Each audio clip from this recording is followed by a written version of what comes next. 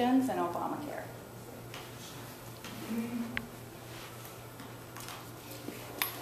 I'm Louise Flynn, and this is the first time I've come to this. And I'm a retired person, and I'm just interested in seeing that things are better for the country than they have been the last 4 years. God bless you for that. Shirlene Morris-Doohan. I've been to these meetings a number of times, and I'm just interested to know what's going on and how we're going to change things. I'm Gary Carlson. I'm a close colleague with Dave over here on a lot of things here at the club. Former military, retired, and I think if I had to narrow it down, and it's hard to do, overspending is a big issue.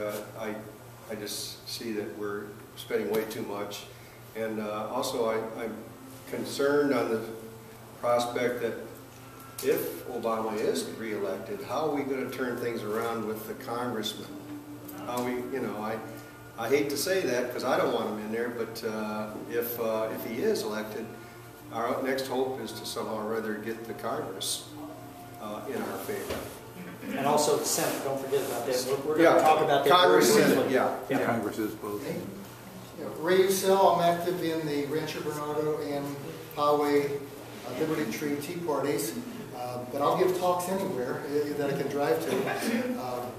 My two issues are Agenda 21 and false advertising or misinformation or whatever you want to call the manipulation that goes on in the news and by activists and so on. I'm Wayne Rossville. I sort of help with the communications for the Rancho Bernardo Tea Party, and I try to also attend other regional Tea Party and related organization meetings, find out what's going on, and contribute what I can. The two things I'm concerned about in this election are not necessarily who's going to get elected, but are they going to get elected honestly and fairly. So I'm working, doing various things for the Election Integrity Project. The other thing that I'm very concerned about, is the general principle, is that our ability to deliver a better world, so to speak, for our kids is dying, and I'm very concerned about that, and do things that I feel are going to turn that around.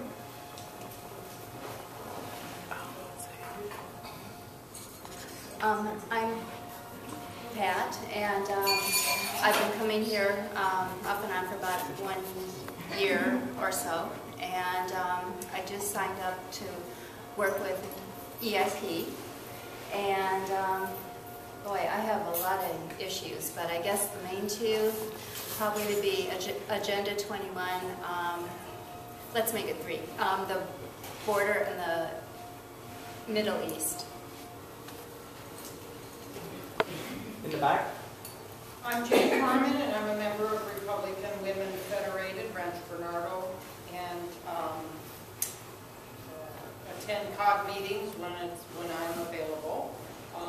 Just generally interested in being informed and trying to elect a Republican president and Congress and everything else that goes with it. I'm Mary Rose Vanderway. I'm very proud of this Tea Party and the way it's developed very, very well. I'm with the Republican women here, and my issues are getting rid of Mr. Obama and electing Republicans to Congress and Senate.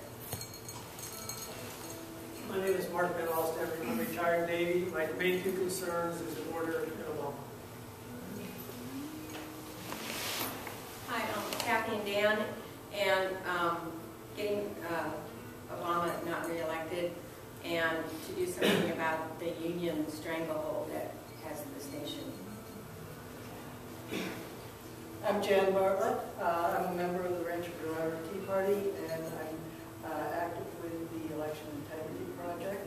As you can guess, my issues are the election, the fairness of election, and I think over-regulation of business and even personal life. Hi, my name is Al Dicker. I'm newly retired.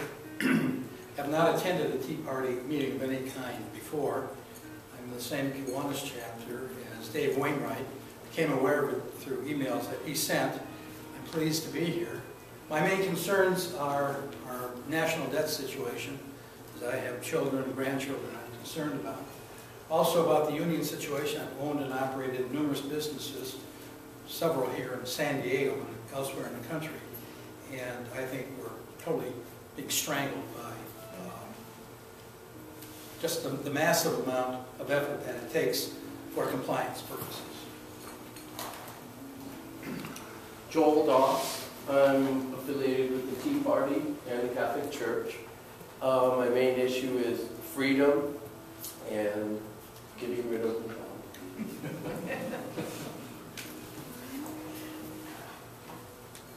Mary Doss. I'm retired Navy. And the two issues, religious freedom, I think they've talked about just the Catholic Church, but it's all religions. And, gosh, no, I forgot what I was going to say. Sorry. You'll think of it, you can tell as soon as you do. A Rick Perry moment. Did you say you were retired Navy?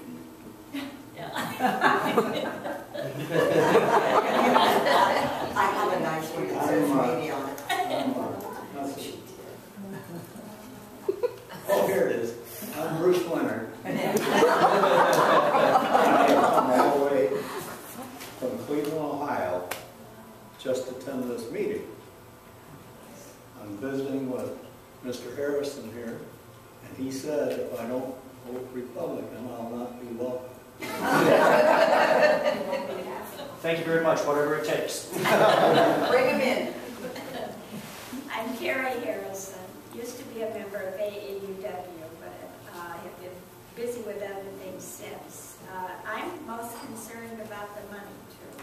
We're up in trillions of dollars of debt. I have no idea what that means, but it bothers me because it has to be paid back. I'm Jack Harrison. I'm very interested in our border. I have been a Minuteman and spent a few nights down there. I have some idea of what's going on. I'm extremely concerned about control of our budget and electing not only Republicans but conservative Republicans. Thank you. Your second I thing. remember. Yes, ma'am. We just paid our income tax, and really, when he keeps talking about, who should pay something, what about the 50% that don't pay any income tax? There's something wrong. Yeah. You're penalized for being successful in today's government. That's one of the things we'll talk around that in about 2 minutes. And the two young ladies in the back of the room. So glad you said John. I'm Vivian Reardon, and I've been involved with the Rancho Bernardo Tea Party, I guess, since its inception. I belong to the Rancho Bernardo Women Federated. I am a naturalized American. I love this country, and I'm very worried. I have 4 children, grandchildren, and a great-granddaughter, and we need to save our country. I'm Alice Osland, and I'm a member of the Rancho Bernardo Tea Party. I'd say debt and the voter integrity would be my 2 most important. Okay, thank you very much. That kind of gives me an idea, and this is one of the things that's kind of interesting. You go to the Tea Party groups, and you see what a diverse group of people that we have in the Tea Parties, and you see what a plethora of information that's here. We've got people that do all kinds of different things. Let me ask you this: how many of you have run for office before? Okay. How many of you have thought about running for office before? Okay. How many of you are satisfied with the people that have run for office? See, I don't get any hands hardly at all in any of those 3. And guess what? It's because it's not you that's running for office. It's not you and your friends. How many of you heard Mary Kay?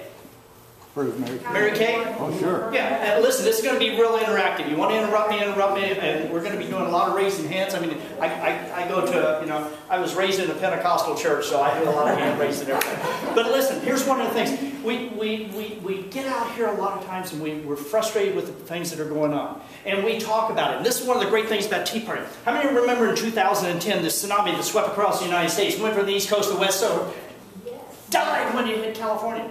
Remember that Tea Party tsunami? Yeah. Why? I marched. Why did that happen? We're all at the beach.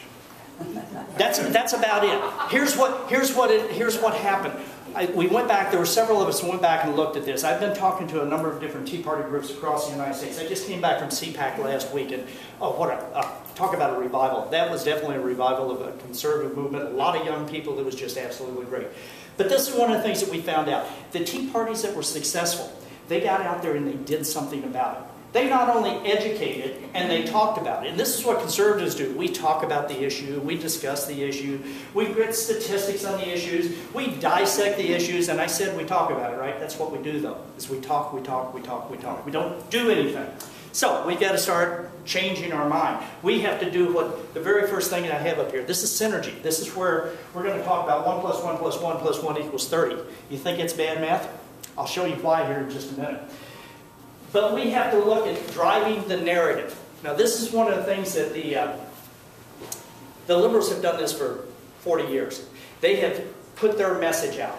They have defined us. Hyphenated Americans. How many times have we heard Mexican American, Hispanic American, Latino American, Asian American, African American, Polish American, Italian American, all of these different, they have divided us. And then they do the same thing. They say, well, you're a Catholic, you're an evangelical, you're an Episcopalian, you're a Mormon, you're a Buddhist, you're whatever. They divide us. They define us and they divide us. Now, I studied military strategy for a number of years. I helped develop a lot of military strategy for a number of years when I was in the military. And guess what? You don't divide yourself. You divide the other guy or gal. And that's what they've done. They have divided and they conquered. And then what do? We buy in to the narrative. Now, one of the things that they, you know, we have this here in the state of California. We have how many of you know how many state assembly districts we have? That we have 80. We have 80 state assembly districts. How many of you know how many senatorial districts we have? 40. How many congressional districts do we have? 53. Okay, we have 53, and how many? Here's another thing I want to throw in here. How many counties do we have? 58. You got to know the numbers. You have to understand what they're doing, and they're dividing themselves. This is what we're going to do. We're going to demystify a lot of this. We have to quit letting them drive this narrative. One of the things we've got, if you look at the state of California, we are in a mess right now. We have a Democratic governor. We have a Democratic Senate. We have a Democratic Assembly. All of this. Now, what's wrong with what I just said? What part of no balance. You said Democrat. It's Democratic. I said what? Democrat. No, I didn't say Democratic. Democratic. I said Democratic. Oh. This is the narrative that they drive. Oh, yeah. I said Democratic. They are not Democratic. There's nothing about the Democrat Party that's Democratic. And if you listen to the news and if you listen to them talk, they're talking about they're the Democratic Party. No, they are not the Democratic Party. They are the Democrat Party. And it's spelled with a capital R-A-T at the end. But this is one of the things that you have to listen to. You have to be very careful about this and listen to what the message is. Words are important. How many of you go to church? More than once a month. Okay, we got a lot of believers in here then. And we know that in the Bible that everything was created with the Word. You know, that's the first thing it tells us in the Bible. That, you know, God said, let there be, and by golly, there was. So the Word is important. What do politicians do? They talk to you. They lie a lot too.